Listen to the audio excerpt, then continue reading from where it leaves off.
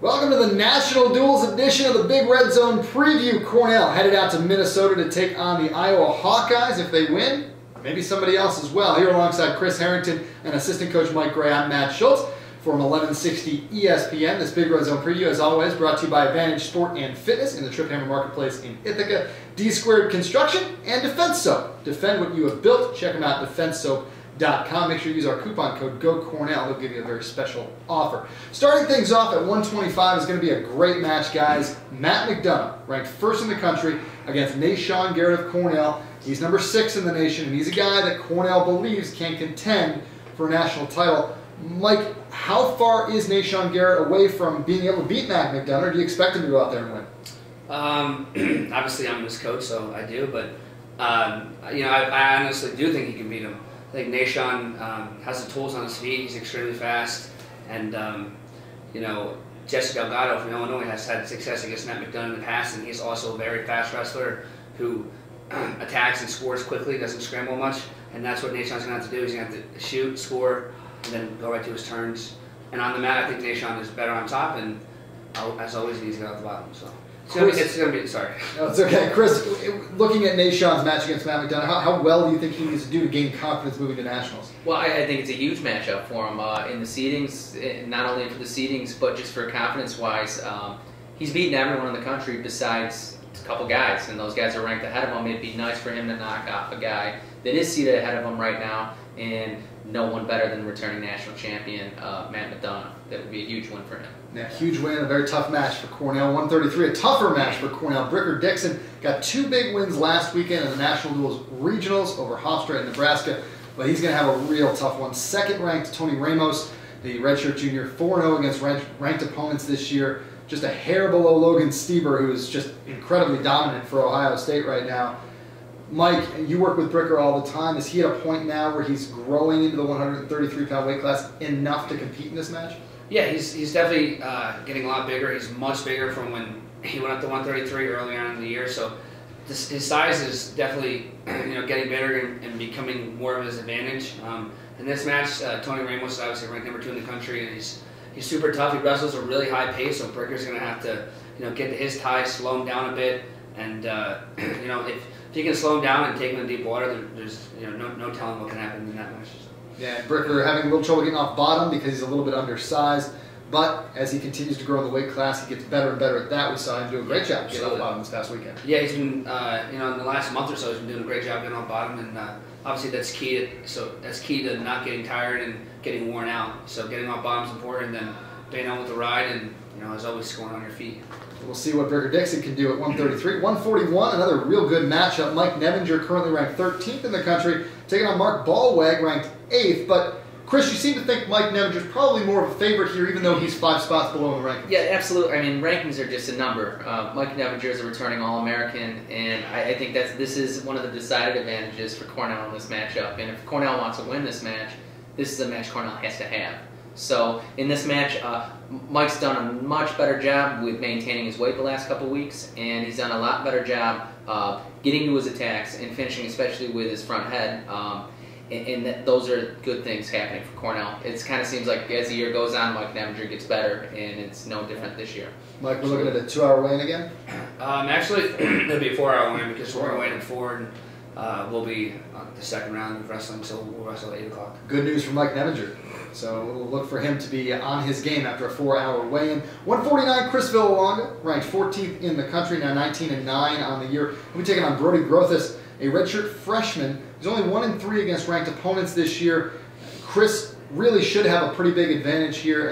And Chris, as you've talked about before, Villalonga as dominant as anybody else in the room right now. Yeah, the sky's the limit for Chris Villalonga. It's all confidence with him. I just feel like as this season goes on, he just needs one big win, and this is a big stage here at the National Duels. Maybe a win here, maybe vaults him into confidence for the Easterns. 157, another tough spot for Cornell. Jesse Shannon, who's been up and down. He's 10-6 this year, still looking for that one really good victory on his resume to prove to the National Committee that he's worthy of possibly getting an NCAA spot. Although with only 16 matches under his belt, may not get into the RPI anyways, probably going to have to prove himself at Easterns either way. It's still like a big win for confidence, and it doesn't come any bigger than #1 ranked Derek St. John. Chris, what does Jesse need to do to win this match? I mean, he just needs to be confident, get on his attacks, and he needs to get out in front of St. John. St. John struggled in the past wrestling from trailing in matches. He's really good when he's out in front of guys. So he needs to get a lead and he needs to build on it, and I think that's the only way that he's going to have a chance in that match. Well, we talked about Mike Nevinger and Chris Villalonger having advantages for Cornell in their matches. The other two advantages will be for Cornell's returning national champions, Kyle Dake and Steve Bozak. We start with Dake, first in the country, 2 more pins this past weekend. It seems like he's just pinning everybody right. He just doesn't like to wrestle 7 minutes. Is that going to hurt him in the future by not wrestling 7 minutes? No. The way we condition our guys and the work ethic and the time they put in practice to make sure they can go 7 minutes, that's going to come into play in nationals when Kyle does have to go 7 minutes, and he'll be completely fine. So. And we would expect him to be just fine against 13th ranked Nick Moore, a redshirt sophomore. He's only 2-4 this year against ranked opponents. Chris, any concerns for Kyle? No, I don't think so. Do we ever have concerns for Kyle? He trains harder than anybody, and I think with great training comes great confidence. So, I mean, I would have no doubts with Kyle Dake here. Yeah, certainly not. And not in any match that you'd see Kyle Dake wrestling. I don't think anybody on this panel would ever have a doubt that Kyle Dake's going to go out there and win. 174, Marshall Keppelman. He's been wrestling really well since the Southern Scuffle. He's 5-2 since that event. 1-1 this past weekend, but he's up against a real tough opponent, 3rd ranked Mike Evans. Mike, what does Marshall need to do to make sure that he doesn't break down in this match and lose his confidence? He needs to get off the bottom. Mike Evans is a terror on top with legs, so he needs to get off the bottom. Evans, he's skilled on his feet, but he's not, I guess great on his feet.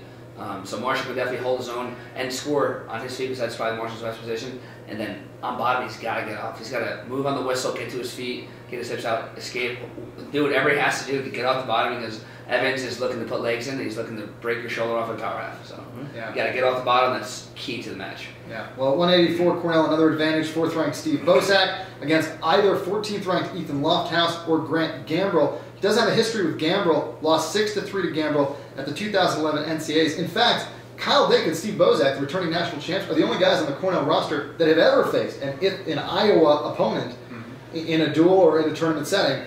Kyle Dake, of course, the freshman year for Kyle Dake, he beat Montel Marion of Iowa in the finals of the NCAAs, and then his junior year, another Iowa opponent in the finals. That was Derek St. John, who we just mentioned at 157. Well, Bozak, whether he faces Lofthouse or Gambrill, Chris, I imagine a huge advantage. Yeah, I would think so. I think they'll put out Gambrill out in that match. That's who they threw out against Ed Ruth. And he's got to win over it, so I can see where the coaches are going to say that's the guy that they want to wrestle. But Steve Bozak's wrestling as good as anyone in the room right now, and probably anyone in the country. He dominated a top 5 opponent the last time out against Nebraska.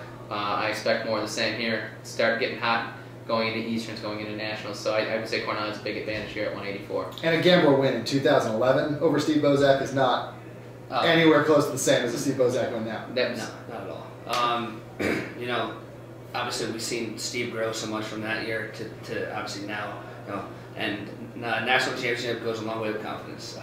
It certainly does. When you're a defending national champ, you got all the confidence in the world. Absolutely. Steve Bozak, as he continues to wrestle into shape, and he's looking as good as he has. I mean, he's looking really good.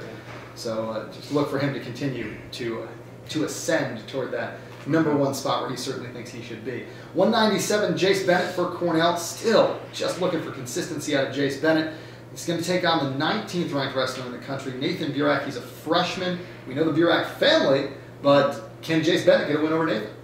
I think he definitely can. Jace has been wrestling better and better. Skill-wise, we're still looking for a little more consistency out of him, but his leg attacks are getting better.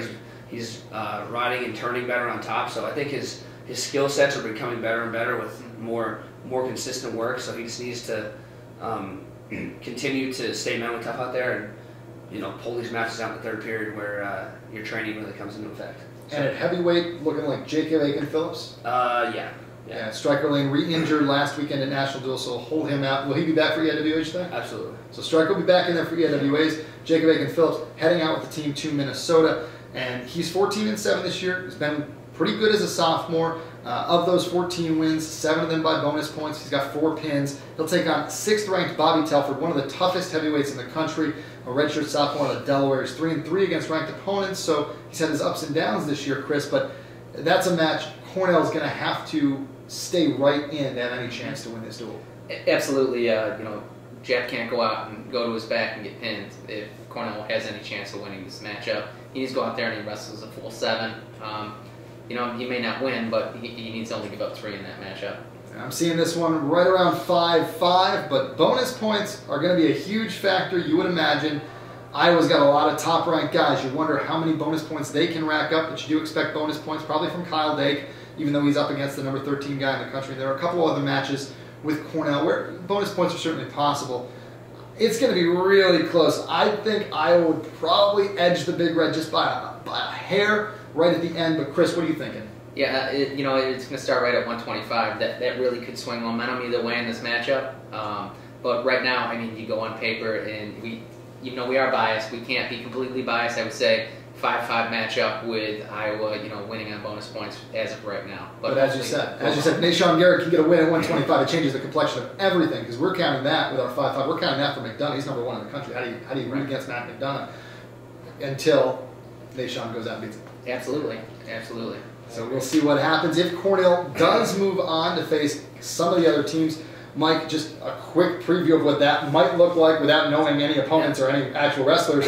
How much experience can be gained by the guys in the Cornell lineup by continuing on in a tournament like this? Oh, I think it's a great experience, you know, because most of these teams like Minnesota, you know, Okie State, even Iowa wrestling, they're super tough teams. They have a lot of history, and when we get to the national tournament, we're going to run into these guys. So getting, I guess, a crack at them before postseason is really important. Yeah, and because nationals are in Iowa, absolutely. It's always nice to face Iowa, have a little bit of an idea of what they're going to be bringing to the table. Absolutely, without a doubt, you know, and it's going to be exciting that it's in Iowa. There's going to be a lot of Hawk fans. I don't know how I feel about that, but yeah. No, but it's going to be a great atmosphere. All those Hawk fans are obviously super passionate about wrestling, and it's going to be an awesome atmosphere. So I'm really looking forward, to the postseason and some Big Red wins. Gonna be a lot of people out in Iowa complaining about stalling. I can only imagine it right now. Those Hawk fans they are good wrestling fans, I'll tell you what. Well, that's all for this episode of the Big Red Zone Preview. We will not have broadcast from Minnesota. We will be